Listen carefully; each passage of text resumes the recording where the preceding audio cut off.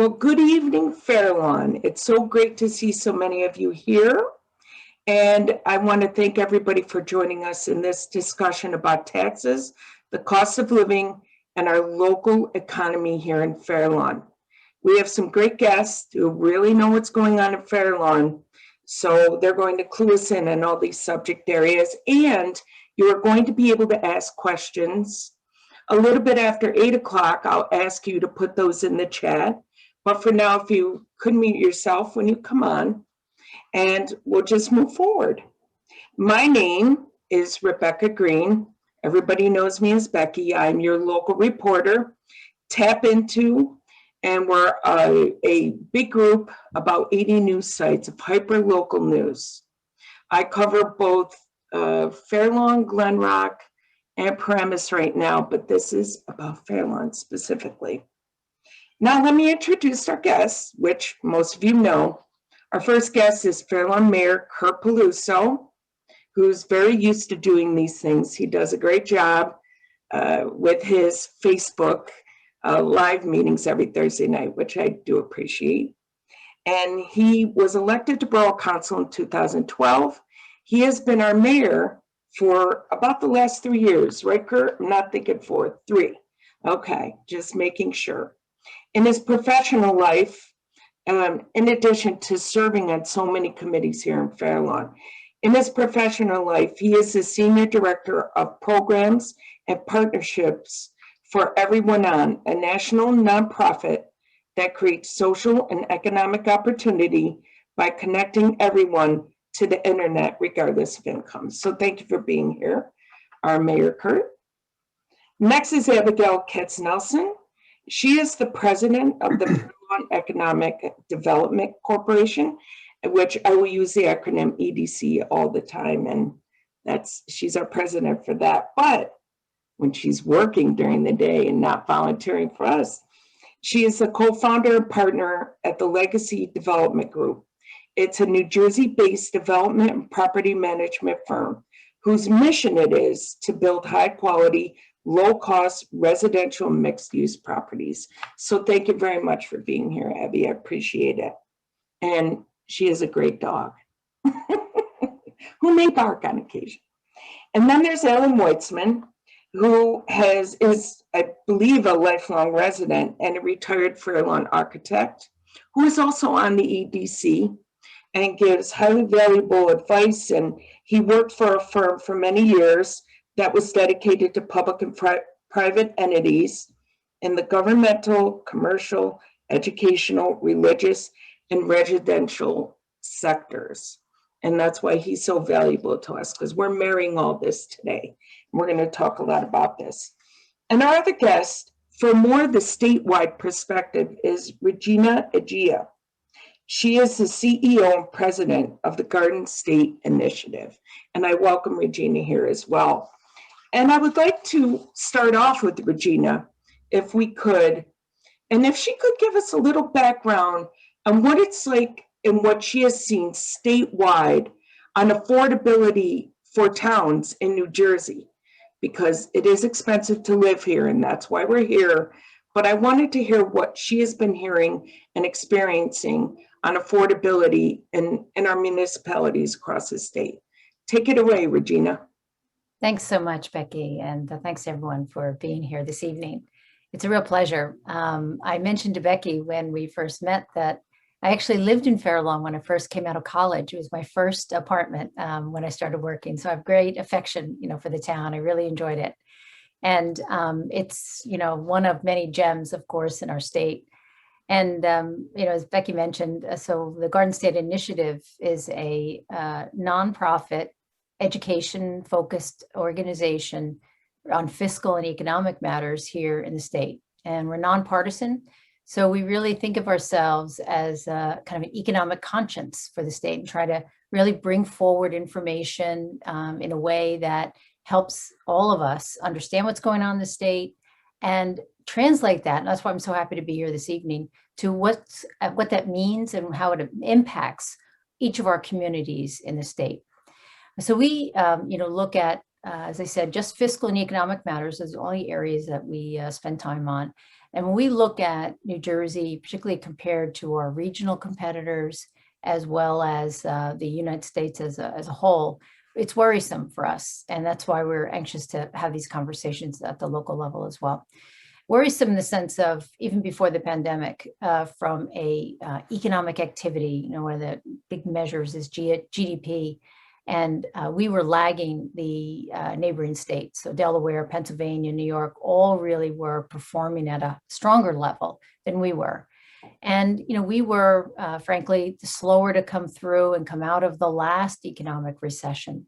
So one of the things that we try to look at is what are the differences and what are the things that other states are doing that really propel their economy and bring a more affordable lifestyle for their residents and more attractive for businesses.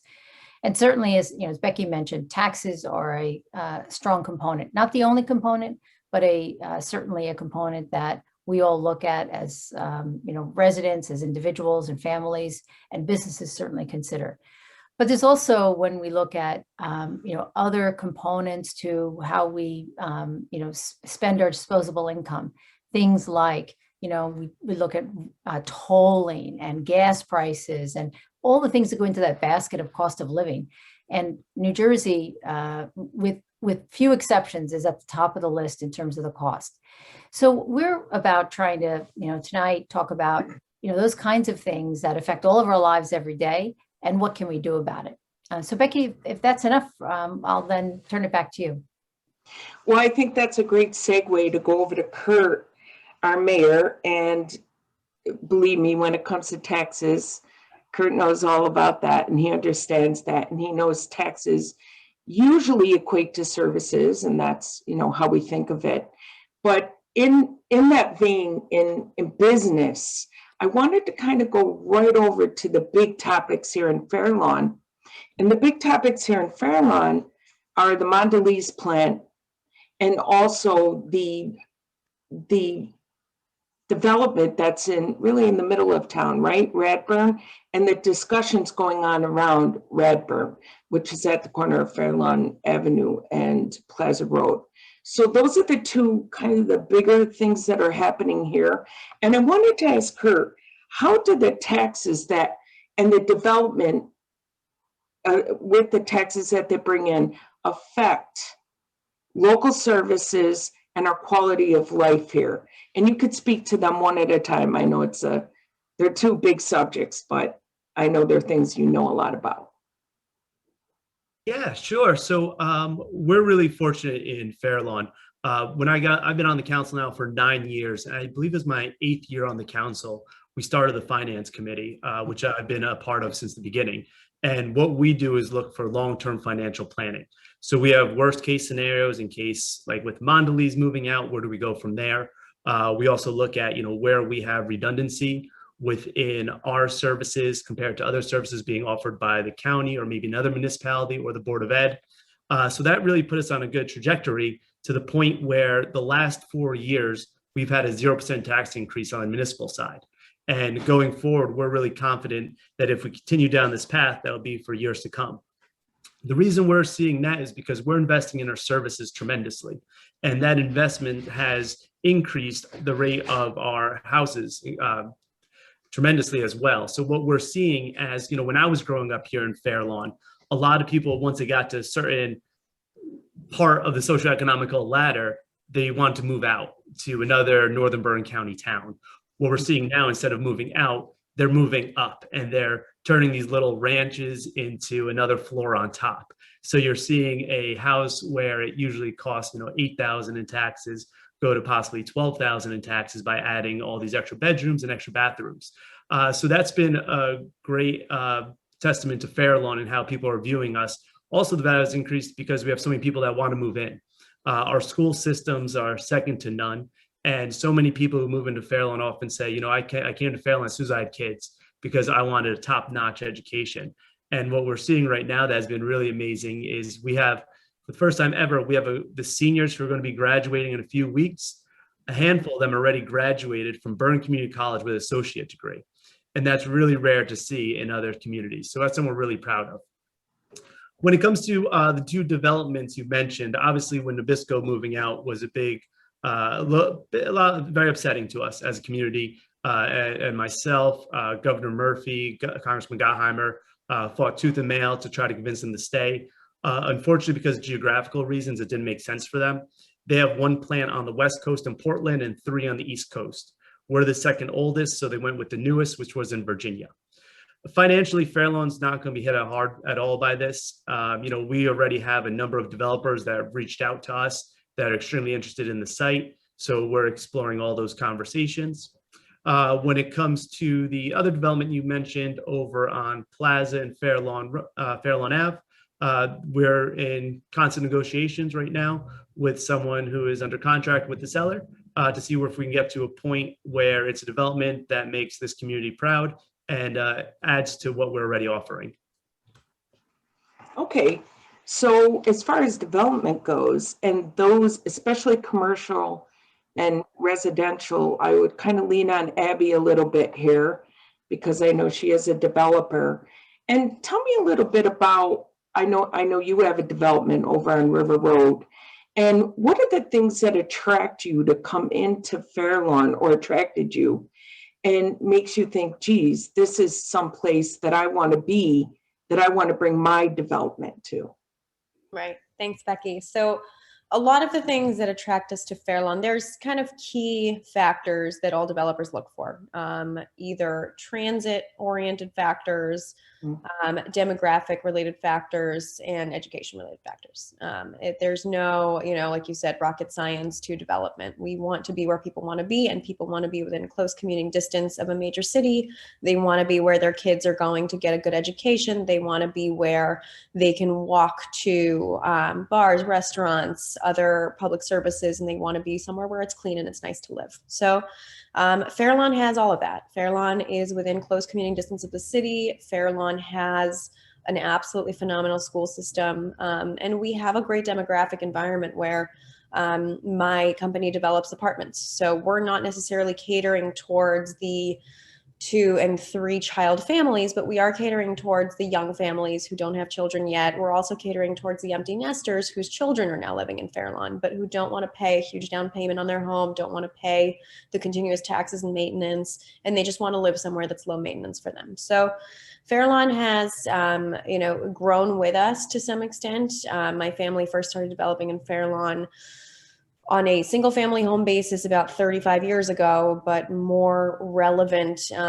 multifamily in about 2008. And it was a really, really difficult process for us to get our first building approved. And I think we've all come a long way. I think Fairlawn sees the value of creating a more vibrant downtown community for its residents, creating a more attractive area for young people to come and to kind of exist independently of New York City. I personally grew up in Montclair, New Jersey, and I like to say that Montclair is a great place to live because you don't have to ever go into the city. You have what you need kind of at your front door. And I think Fairlawn has its line of sight on becoming something like that.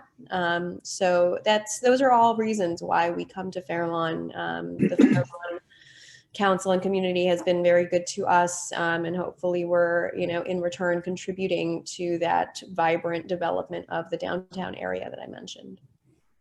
Okay, well, then it comes to me to speak to Ellen, because Ellen knows a little bit of the history and what has happened here and how things have developed over the last many, many years. I don't want to say how many, but let's talk about 20 to 30 years. I think that's fair.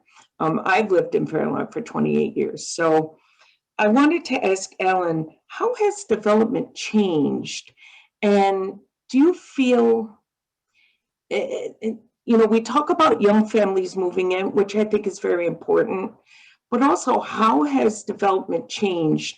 And either you feel maybe you're scooched out, or you stay, and you stay in some form. What do you think about that as far as spanning the ages of who would live here? So you've asked some interesting questions. Thank you. And by the way, I'm not a lifelong resident. Oh, okay. We moved here in 1984 from Rockland County, and prior to that, New York City. So I'm a New York City boy. Development has changed a lot nationwide. There was a period of about 20 years where big box development was occurring all over the country. I was involved with two development firms. One was Forest City Ratnick Companies in Brooklyn, and the other was the Trico Company in Englewood, who liked Fair Lawn because the cost of land was reasonable at the time, and it was right for development. And we put some proposals together, one for not only the Mondelez site, but the industrial park next to it, as a complete redevelopment that would attach to the railroad and bring a large supermarket to the area, which we currently don't and still don't have. Yeah. As well as the redevelopment of Broadway, almost all of it. How many years ago was that, Ellen? Trying to remember who was mayor at the time. I would say 20 years ago, 15 years ago. Both projects met with resistance because they were too big.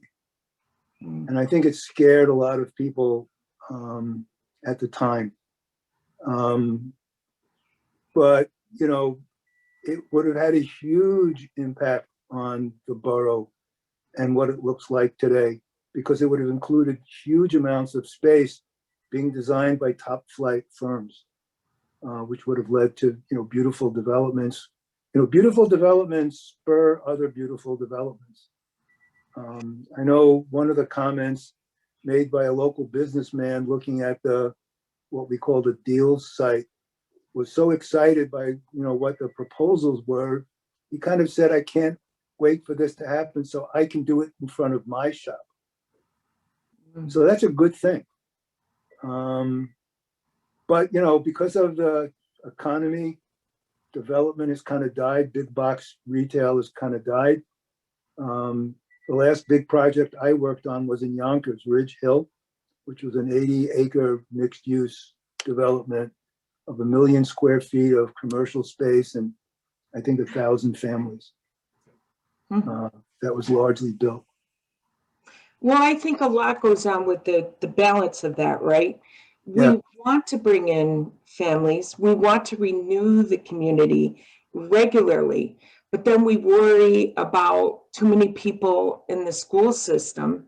And of course, here in Fair Lawn, we have our $25 million referendum that passed a couple years ago prior to COVID, and our middle schools are phenomenal. We've been able to move an extra grade in and create more room. So we have the room, it seems anyway, but there is that balance. People get very worried about overcrowding, traffic and the like. And I want to ask Regina a little bit about this statewide. Do you find this happens everywhere? And I know, there's the Mount Laurel component, the low income and moderate housing, which every municipality has to be concerned with. And I know here in Fair Lawn, we have taken care of that with our court appointed person. And there are certain things there's very little wiggle room on. But statewide, what do you see going on with that? Are other communities struggling as much with that? Ooh, I love development and I want to bring it in, but oh my gosh, we're overcrowding. Yes, it's a conversation, as you say, separate and apart from affordable housing obligations. Actually, it's been simmering in many parts of the state, and it is somewhat the entrance of families with multiple children and the pressure it puts on the school, but it's also the balancing of commercial and residential and how towns really view themselves. And there's certainly a push and a pull, and I'm sure Alan could speak even more about this, about, the commercial ratables are, very important to many towns as they've, developed their tax base. And when you have a economic shock like we've had over the last year and a half, that really makes them contemplate, is that the right blend, for our town? And is that where we want to, put our eggs in, in that basket? So I think You know, it's a reflection that's going on partly because of the pandemic, and now some commercial buildings aren't producing the revenue it was, and towns reflecting on that. But then number two, you know, I was going to mention after Abby and Alan spoke, it reminded me that different towns now outside of New Jersey are approaching development differently as well. In fact, you know, we have learned of cities outside of outside of New Jersey, Tulsa, as an example, in Savannah. They're actually offering now economic incentives, not for jobs, but for residents to move to their towns. And so they're going after both sides of the equation now because they have a great quality of life and, you know, wonderful, you know, advantages. And they're paying individuals actually to come and move to their city, even though their jobs might be remote in another town. It's fascinating, really, what's going on in the industry. Yeah, I find that very fascinating. I want to ask Kurt about this too. You want to keep those powerful brains here. Is there, you know, people that live here and the great families that come here? And does the town have kind of a map or an idea of how it wants to lay out? Is there a percentage of business and a percentage of residential, let's say? That's kind of a formula that you think would work in such a balance? Yeah, and we usually go off the master plan for that, you know, looking at areas that are zoned as residential versus commercial, and if we do have to make adjustments where they might be and where we could balance that in other areas. So it is quite a balancing act. And you know, I'm happy we brought up schools a little bit. So just with the middle schools, with the addition that you mentioned, it eliminated the soft borders that we had to go to because our schools were increasing so dramatically. But as the superintendent has stated publicly, you know, if we do see an increase of students, they're going to have to go back to soft borders. So it helped a little bit, but it's not a solution for the long term. And that's something that we really have to consider. And Fairlawn's also unique. You know, I recently read in the New Jersey League of Municipalities that 80% of municipalities are expecting a shortfall in revenue. We're not seeing that here. And I think the difference that we have is we don't rely on one or two things for our budget. We really spread it out. So if there is a downturn in retail, we could find another source. If there's an uptick in retail, you know, there might be downturn in residential. But we have a very balanced budget, which puts us in a unique position compared to other towns that rely maybe on one aspect and not another. So knowing that, I'm gonna ask Abby a little bit about this now because her and I both, along with Ellen, serve on the EDC together. And I know that the EDC is trying to do things to promote business without it coming out of their pocket, because we understand that businesses went through a tough year. Now there's you know, cash influx coming here and there, but it's still for businesses that haven't been able to open for a year. What are some of the things that the EDC is doing, Abby, to really help those businesses coming along? Thanks, Becky. Yeah, we're actually really proud of a lot of what we've been doing.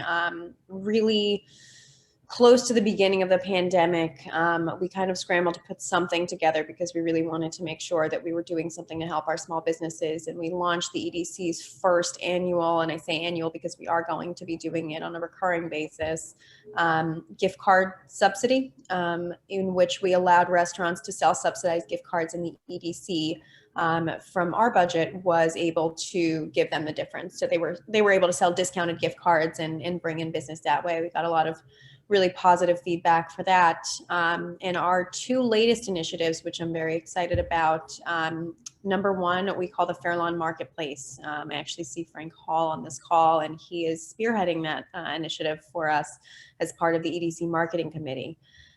We are building out an online marketplace to make sure that we're giving our small businesses, especially those that may not necessarily have the resources to build a robust web presence, some ability to become searchable online. I think we've all seen, especially through the pandemic, the importance of having some online web presence, the importance of moving into kind of the online space, whether you are a retailer that can sell things online, whether you are a restaurant that can take reservations or take online orders.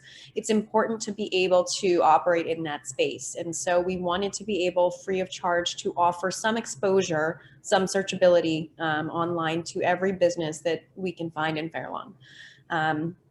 The second and even more financially intensive initiative that we're launching is our storefront rehabilitation program. And Alan, who actually is also the newly elected vice president of the EDC, is spearheading that initiative. And that is a $10,000 per storefront grant.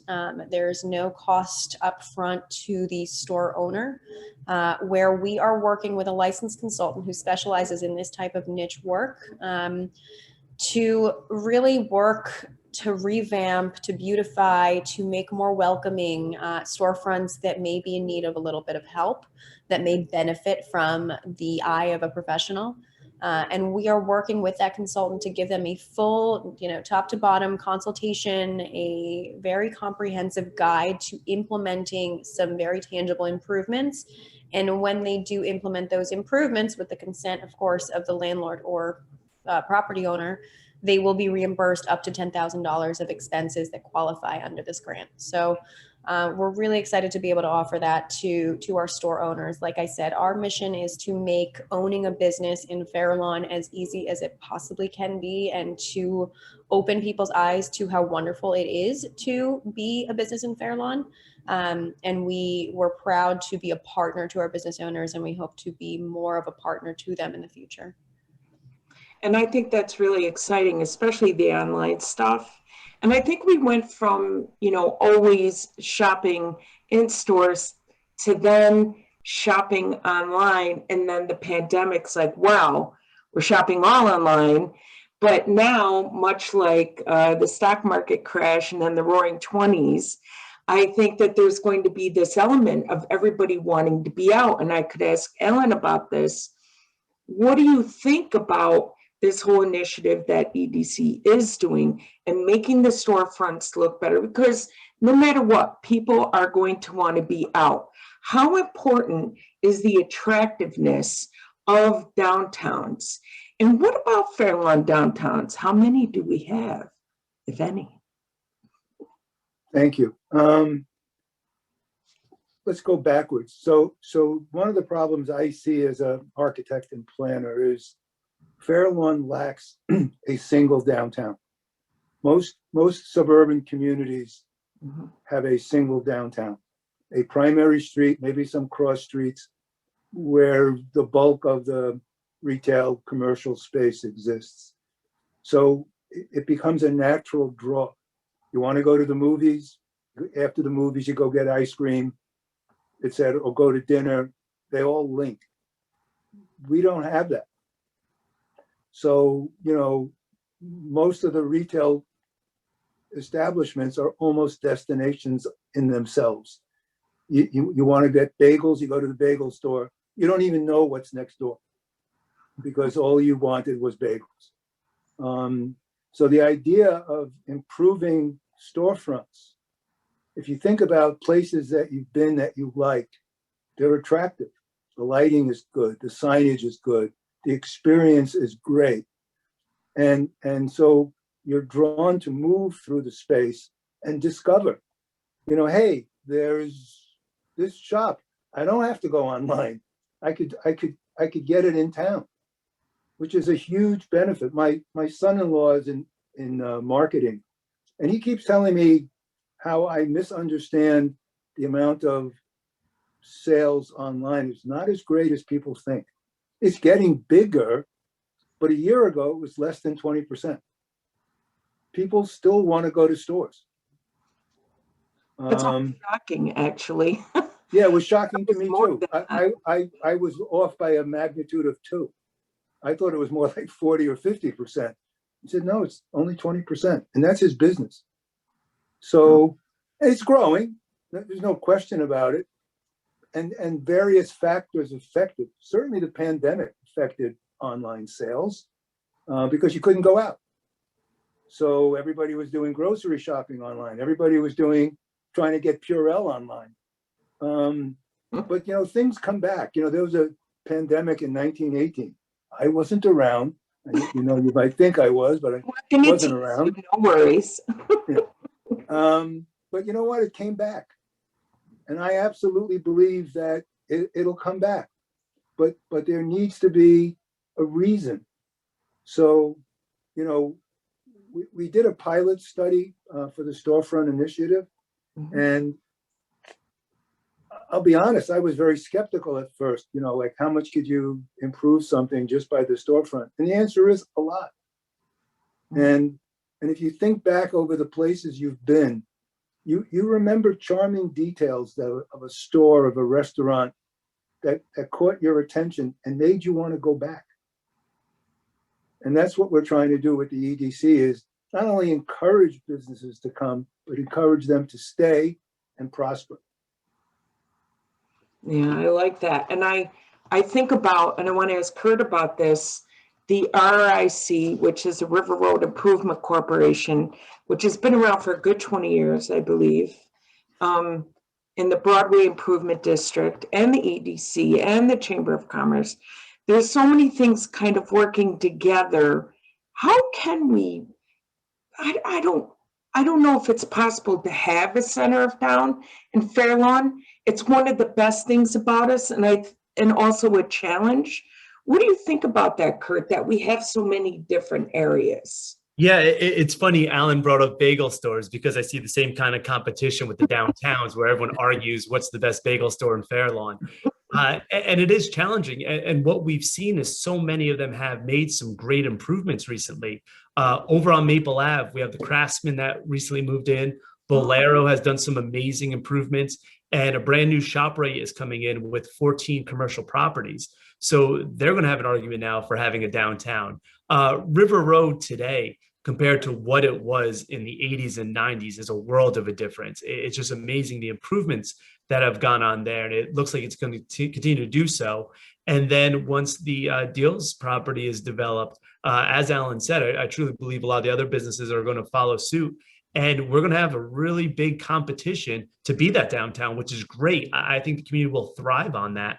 The other one, which is a little more challenging, is Broadway, because there have been a lot of proposals to improve it, but we also have to recognize that technically that's Route 4, it's a state highway, and we need a lot of state approvals to do a lot that we want to do there. But we've seen some really significant investments in medical facilities there and daycares. So we found these little niche businesses that are really taking off in that section, and I think that's wonderful to be having. I also just want to add with the EDC, for people who don't know, this is a volunteer organization, and Abigail and Alan and everyone really works really hard. And the storefront proposal that we're doing, we're really excited about. The borough has thrown in additional funding. I think we're probably giving more funding this year than we ever have to the EDC, just because we know businesses took a really hard hit this year. And we're really excited because we didn't see too many businesses go out in Fair Lawn. And our big focus is on retention and expansion. And doing programs like this is really going to assist that with the EDC. And they really complement each other well. The ones you mentioned, River Road, Broadway, the Chamber of Commerce, and they're all working kind of hand in hand. And that's been really exciting to see. And I know a lot of members of these different organizations also serve on EDC. So it's great just having everyone in one place to kind of bounce ideas off one another and see how we can learn and grow from that. Becky, I just want to add something. Another contribution of the EDC to the borough's success is the Planning Design Guideline Program. What that is recognizing that Fair Lawn has different areas, and one size does not fit all. And we started with Fair Lawn Avenue Radburn section, and we spent over a year working with a planning firm in Princeton that specializes in this sort of operation to write a planning design guideline, which would give landlords, tenants, and developers guidelines of how we want the borough to look. And recognizing that Fair Lawn Avenue is not the same as River Road, is not the same as Broadway, is not the same as Maple Avenue, but each have their own characteristics, and we want to improve upon those. And the borough has been very supportive of the program. We're looking forward to getting the first one approved and then continuing on with the other areas. So thank you, Mayor, for supporting it. Yeah, I think that's been monumental. It really has been. And I would ask Regina this, in other parts of the state, Well, I wouldn't blame my local government about guidelines, because if you've ever talked to Rich Bolin, who I guess is our building guy who, follows all the codes, I heard him speak a couple times. And what I'll say is, listen, it's not Fairlawn that's doing this. We're not demanding this paperwork or that paperwork. Maybe you could speak, Regina, a little bit to the paperwork. And on a state level, I think it is a little bit difficult to start a business here as compared to maybe other states. And what have you seen about that can maybe give some hints to New Jersey, if we can nudge them a bit, and reducing the paperwork just a little? Yeah, we do tend to have a fairly structured bureaucracy, maybe is a polite way to say it, in the state. And also the layering on that occurs from Trenton through the counties down to the locals. And, one of the things that we've been observing and, really talking about is, trying to look where value added is created. I think Alan gave a great example, right, of, some of the guidelines and some of the specifics that help make it really clear for someone that wants to come in and, renovate or, change the appearance of a business in your town. And that, kind of thing shouldn't have to be constrained by anything at the state level, as long as it conforms to fire codes, et cetera. So, this whole idea of like, what really creates value when you have statewide mandates versus areas that ought to be left alone and left to the devices of the local government, which is really the reason we have it. And one of the things that I had mentioned to Becky before about just starting a business, because I can see, Kurt and the entire EDC is doing a great job in trying to retain, which I think is an important, concept that New Jersey hasn't really focused on at the state level as much as, I would like to see.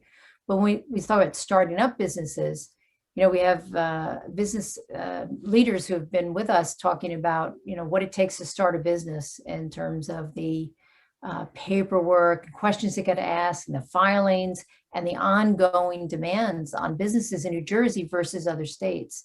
And this one business leader shared with us that, he was looking to set up an entity in Virginia and North Carolina, as well as New Jersey. Those are 3 spots he was looking at.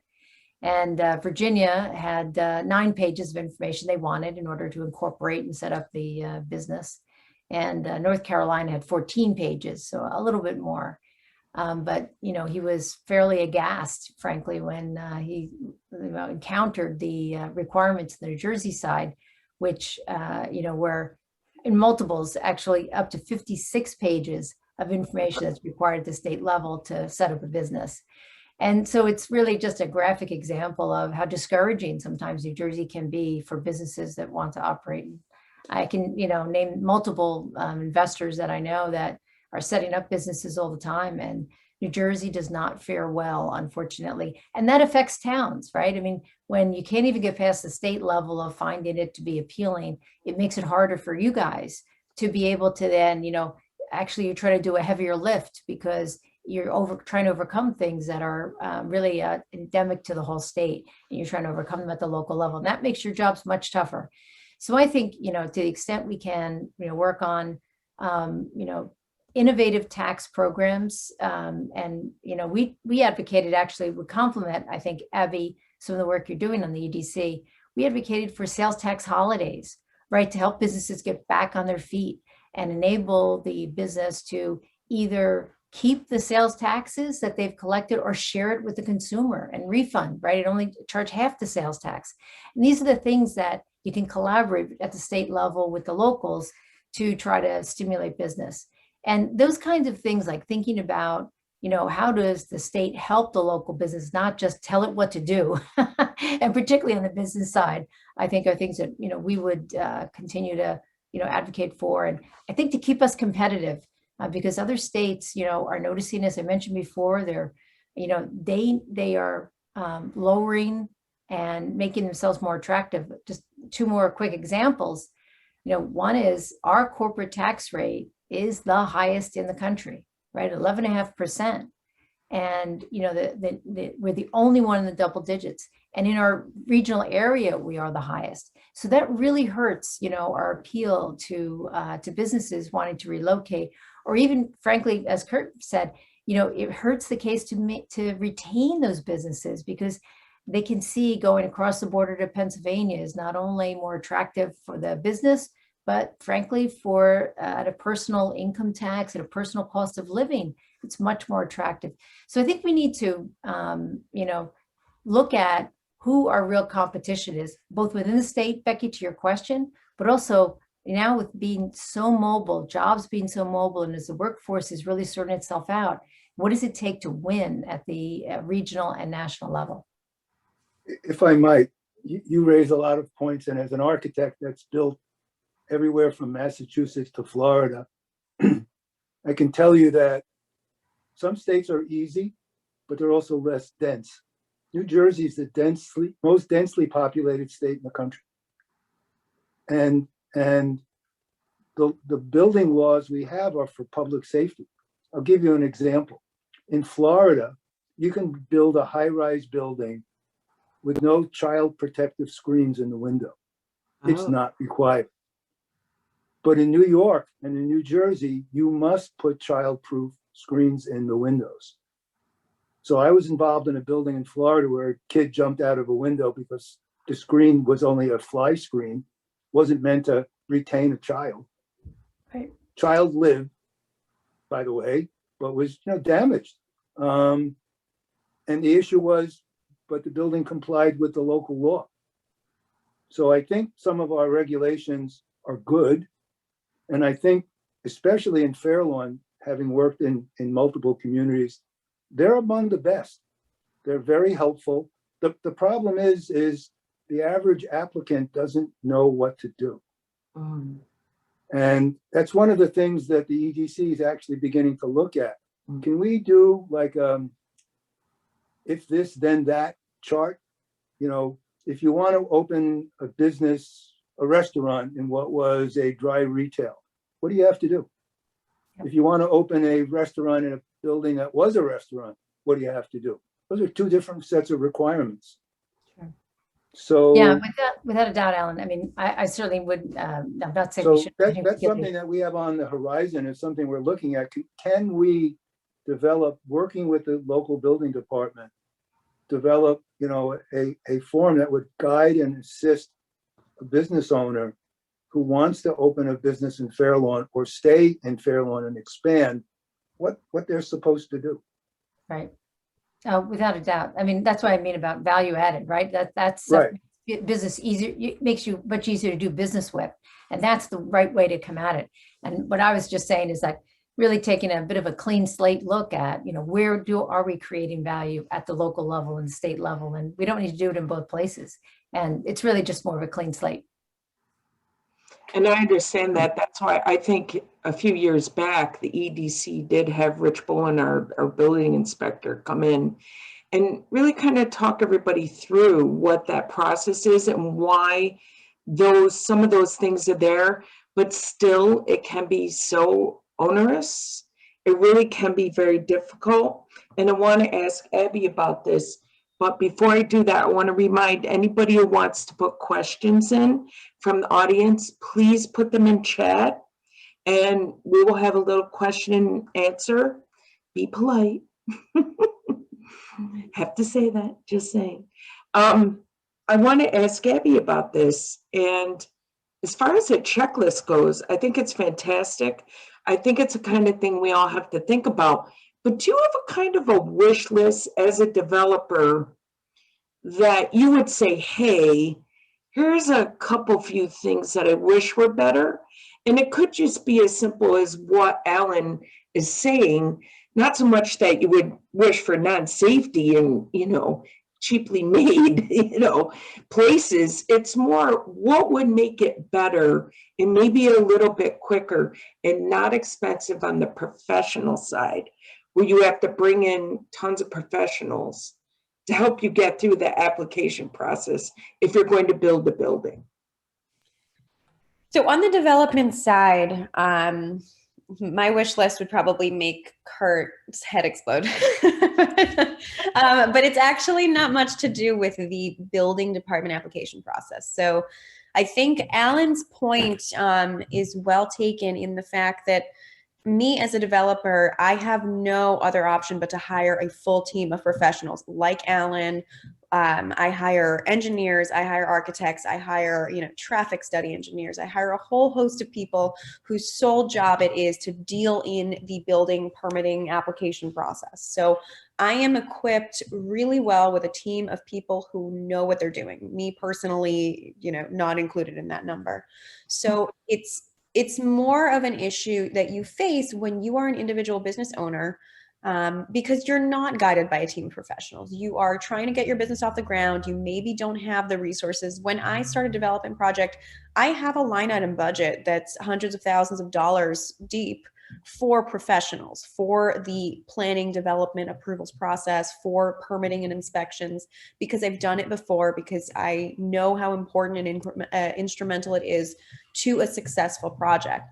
If you're a business owner, I think it's probably the last thing on your mind, and I'm dealing with it now, development that we are currently onboarding a new retail tenant on River Road. We're trying to be as much of a resource as we can, but I had to go through as far as to say, you're going to need to hire an architect to do this. And he wouldn't have known to do that. And his architect is now guiding him through that process. So if you're dealing with a landlord who also maybe hasn't done this, doesn't do this regularly, the gap here is people who don't do this all the time. As far as developers go, it would be a lot easier for us if we were able to build higher, if we were able to, build more density. That's something that all developers will tell you. We always want to build more, we always want to build higher, we always want to build bigger. So that's nothing new. That's the age-old struggle between developers and towns. And I think we can all laugh about it and move on, because it's never going to change. We're always going to want more than any town is going to want to give us. But as far as business owners, I think because we're dealing with people who are only going to go through this process once, probably never going to want to go through it again. What we don't want is to leave a terrible taste in their mouth and say, this is the last time I'm doing this, because it really should be a process that at least people feel they can figure out, right? It shouldn't be like doing your taxes, which also shouldn't be hard. That's a whole nother issue. But there's no reason why the things people need to do to legally protect themselves, to cover all their bases, to do things correctly, should be so difficult to understand. It should be such a process, should be confusing. We shouldn't be trying to trip people up. So like Alan said, our goal is to take our team of volunteers who happen to also be professionals that do this every day and say, how can we make a foolproof, building permits for dummies, so to speak, where we can help guide people through, I didn't even know I needed to hire somebody to do drawings for this. Okay, well, you do. Here is when you do, here is when you don't. Start from step one and go forward from there. And there's my dog. Thank you, Doug. It was a good explanation point. But I kind of want to round this out a little bit with Kurt, right? So Kurt, in hearing these things, you're kind of our local government guy, and it's that all-encompassing, trying to always balance. And I know that's a hard job, believe me. So you hear the business person that wants to come in, then you hear the homeowner says, well, you're building that too close to my house. And then you're saying, well, geez, we need to keep this development going so we can progress as a town. And yes, there'll be some more kids in school, but there'll be people that leave. It's this whole kind of cycle of life. And how do you balance that? Because I know you're going to get it on every which end. Regulations versus too many people versus school taxes, which is not your purview, I understand. But just versus taxes and bringing in development. How do you do that? And when people, how do you hear those things coming in? And how can you educate the public as to how we can move forward, even if it is at a snail's pace? Yeah, so it really is balancing, as you said. I had a developer who wanted to do a property God, I think it was about 3 years ago. And, I was very supportive of it, and he kind of just sat on it, didn't do anything. And now that the market's booming, he came back and said, hey, I want to do this large development. I said, you can't, because we have, 20 units going up here. We just did 84 senior housing complex here. We got a couple on the works. So it's just really timing. And when you have the opportunity to really get at it and understand, where the town is town-wide, instead of just looking at one individual section. And it's also hearing from everyone. We're fortunate, as we mentioned, we have the EDC, the Broadway, the River Road. So hearing from all those people, hearing from residents, hearing from our Board of Education, and just, I always tell people, look, we're not going to agree on everything, but we're going to find stuff that we agree and disagree in. And my responsibility is to take it all in. And I actually appreciate more when people disagree with me, so I could hear those other perspectives and how we should be approaching things differently. So it's really just balancing that all out and making sure that Fair Lawn's growing, but at a good pace. And that's what we've been seeing. Our trends economically have been phenomenal within the last few years. We've increased in value about an average $20 million per year over the last number of years. And I think we're approaching it the right way. We're not hitting them with one massive big development. It's these increments and kind of panning them out. And the big thing too is, from developers, a lot of them are great, and they'll ask you, what is the town looking for? And our biggest need right now is really senior housing. We just built the low-income affordable senior housing over on Maple and River Road with 84 units. There was about 500 people that applied for that. I also have a number of residents who lived in Fair Lawn who have recently moved to a complex in Clifton because there's nowhere else for them to go in Fair Lawn, and they just don't have the resources or the ability for the upkeep of a house. So we do have some developers that are coming in to do some more senior housing, which we're really excited about.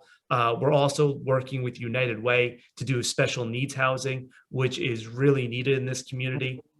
So it's just having that balancing of having the right kind of development that the community actually needs. And those are two things that Fair Lawn is. I know we spent a lot of time talking about the schools, but our senior center is really second to none. People absolutely love it, and we have a lot of seniors that don't leave because of it. And our programs that we have for individuals with special needs are unbelievable. I can't tell you how many people come up to me and say, hey, we moved to this town because of the special needs program, which is, again, something that I revert back to the state, because I do think there needs to be more state funding to assist municipalities who are going above and beyond in these programs. So those are some things that we're looking at, and we've been fortunate because we have developers who are willing to talk to us and provide the right developments for this community. Well, I know Kurt's not one to be yes to death, because I've seen him on his, as I said before, his Facebook Live. He just puts it out there and people ask. Yeah. It's hard to do, I'll tell you. I have a couple questions in here. Let me see. Let me just read over these real quick. I think one is regarding the EDC. It talks about a municipal grant. I'm not sure. It was mentioned, do the expenses need to be determined prior to the grant? I'm not sure which grant they're talking about. They might be talking about The storefront grant. the storefront. I wonder if you could explain that real quick for us, possibly Alan or Abby, how that works, how a business can get in on it, I guess. Sure. So we are going to open applications once we do our initial pilot, just because we want to work out some kinks. But essentially how it will work is the consultant will come and work with the storefront owner. The storefront owner will need to consent to two different things before the grant process can begin. Number one, once they see the suggestions the consultant is making, they need to consent to implement those suggestions. And they also need to obtain consent on behalf of the landlord or property owner. Once that process is started, then that storefront owner, shop owner will look through the list of recommendations.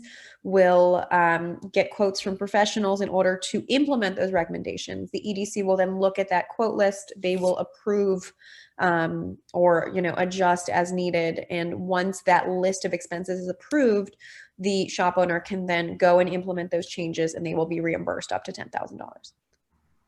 Okay, so it is also, it's not $500 here, where, that's pretty substantial. Yeah. So it's very good. All right. Anything to add in that, Ellen?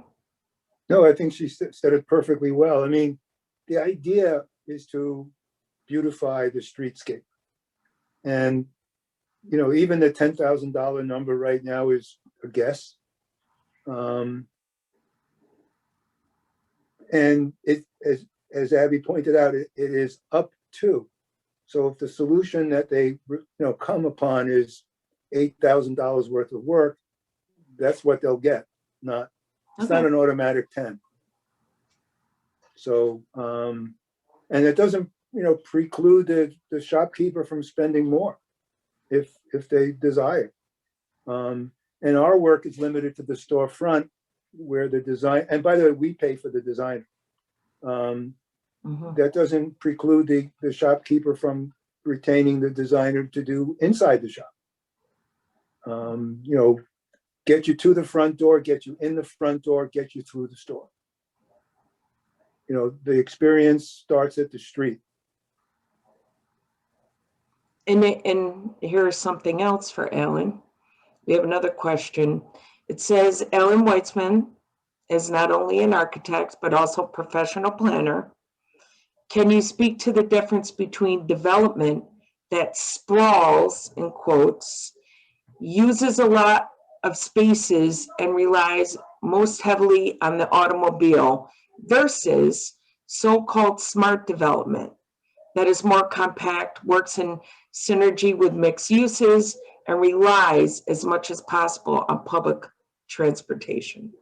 So, planning across the country has changed over the years. The Midwest and West had lots and lots of land that was very cheap. So it encouraged what you described as sprawl. I always think of what Steve Martin comedy, where the guy gets in his car to go to the mailbox, at the end of his driveway, which typified California living. Yes. The Northeast has always been dense.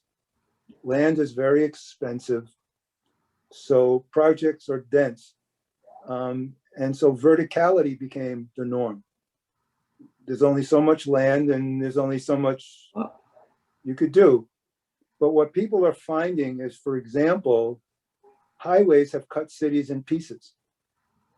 There was an article in the New York Times recently about how some communities across the country are actually taking highways down because they divided the city, not united the city. What makes cities work is the fact that you live, you can work, and you can walk to most of what you need to do. Not everything, but most. And that makes life delightful. If everything is, you got to get in your car to get a container of milk, that's not a happy place. Well, I have walked all of Fairlawn in a circle. I think it's about 11 miles, that when you're walking and you're kind of zigzagging a bit. So I was going all over to look at the different districts, and I was a little bit younger, but now I get in my car and I go to the store. It's all not very far, but the different districts, I think, are what we're grappling with here in Fairlawn. And I think that's something that it seems like we're all willing to talk about and to make a little bit better. And I kind of wanted to give a little bit, Kurt, a little bit of a last thought, and a little bit to Regina. And Kurt, how do you see things going forward? I know you spoke to it a bit, but I think we really are a fabulous place to live, but I know we need to do better. And what can you say to that? What are maybe some pluses going forward, or some things that you're working on to make it a little bit better? Yeah, no, I think the biggest compliment we get here in Fairlawn is that people don't leave. You often have people graduate and they might go away to college, but they come right back in Fair Lawn. And the thing that I constantly hear is they'll try out other communities, but nowhere offers everything we have here at a very affordable cost compared to other municipalities surrounding us. I'm really excited for the road ahead. I think we have a great team set up. The council that we have right now is 5 extremely active members. We have a great EDC team that's doing these new programs, as they've said here today. And we've got a ton of people reaching out to us that want to do business here in Fair Lawn. We were fearful when Mondelez said they were leaving, but we quickly learned that that property won't be dormant for long.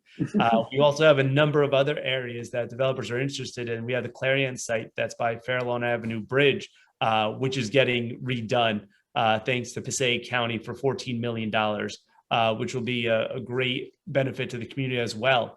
Our school systems are doing great. As I mentioned earlier, our residents are building up on their houses, which has brought in more revenue for the community.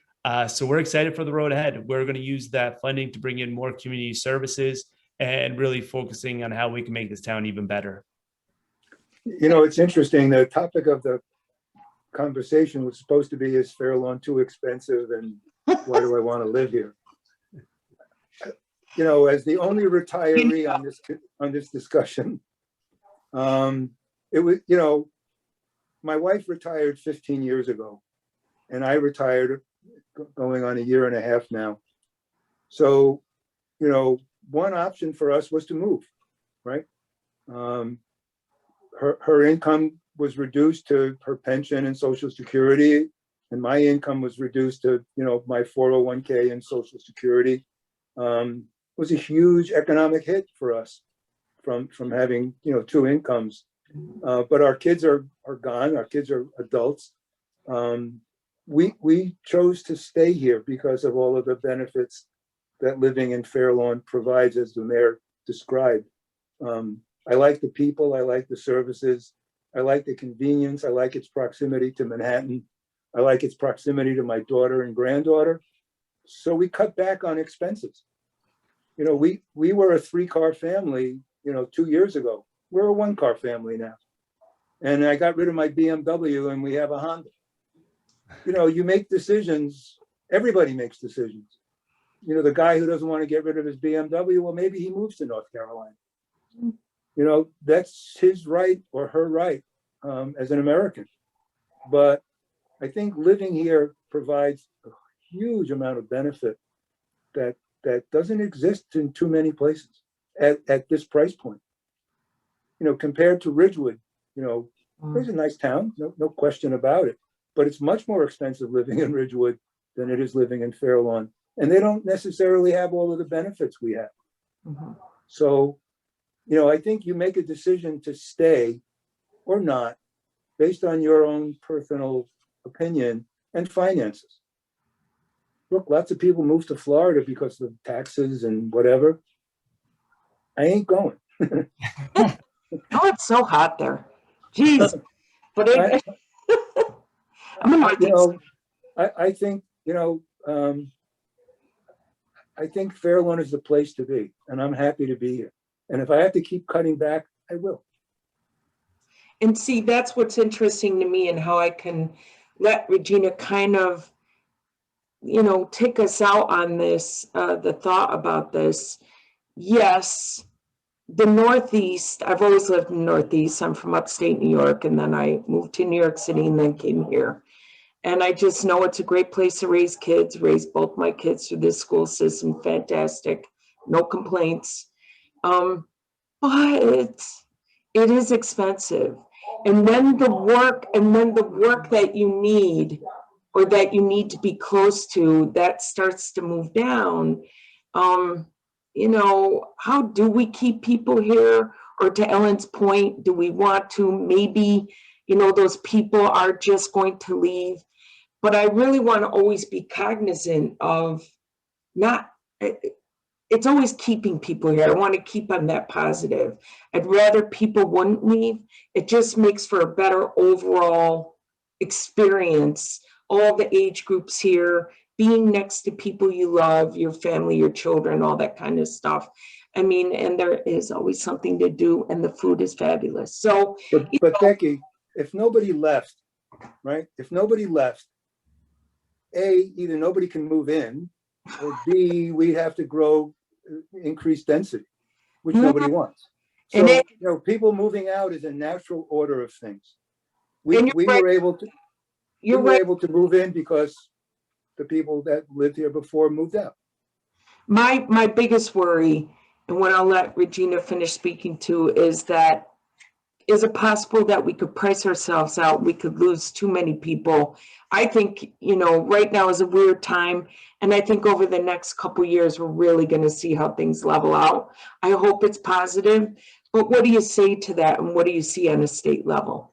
Yeah, thanks, Becky. And well, first of all, I would comment that the spirit of how the three members of the Fairlawn community spoke is what you'd love to see at our state level. I mean, what I heard, especially, from Kurt, was we want to stay competitive, right? And we know what it takes to stay competitive and how to attract both residents and businesses, which is the right mindset. And then the creativity from both Abby and Alan about, yeah, I mean, we understand what people need. Let's help them, right? Let's help them, be part of the community. Let's help them stay here. Let's help attract people. So it's that kind of spirit, I think, is frankly needed more so at the state level. And the third attribute that I'd add is the, working together. I heard that, in all the comments tonight. And not sure that I see that at the state level as much as, I would like. So, Alan, I admire your commitment and you're, willing to do the trade-off. And, what we, really see at the state level, and I'll kind of wind up with this, is that it's not so much numbers of people, it's about the amount of net income, right, that flows in and out of states, because that really drives a lot of the tax revenue that enables us to do all these things. And, on a net income basis, actually, it's been fairly negative for New Jersey. More people who are earning more of the earnings, I guess I should say, really move to other states. And that's because somewhat businesses move to other states. And that's been driving the trend heretofore. Becky, though, to your final point, everything, is kind of, I think edging along, trying to figure out where will the jobs settle out and where will the, lifestyles all settle out that then, have to follow those jobs. And I think New Jersey has wonderful attributes. I'm born and raised a New Jersey resident. I grew up along the beach. And, it's one of the reasons why I do the work I do, because I want New Jersey to succeed. And I just, I think that helping people see what the trade-offs are that other people are making and how we can be the most competitive state we can be is the role we hope to fill. And I'd love to, come back another time and love to follow up and talk with you guys as you continue to, build out Fairlawn, because I think you're a great example, as I say, of competitive, cooperative, and creative. And those are great attributes that I'd love to have everywhere in the state. So thanks, Thank Becky, you. again for having me. Well, thank you, everybody. Thank you, Kurt. Thank you, Ellen. Thank you, Abby. I really appreciate it. I appreciate the guests that asked questions. And it was, you know what? In spite of cost, it's great to be here. That's just the bottom line. And, we'll find a way. We'll find a way to all of our points. So Yep. Thank you, everybody, tonight. It was fantastic. Loved it. And I hope our guests enjoyed it. And I hope our audience enjoyed it. Thank you so much from TAPinto and the Garden State Initiative. Thanks, guys. Thanks Thank very Have much. a good evening. Good night, everyone. Good night.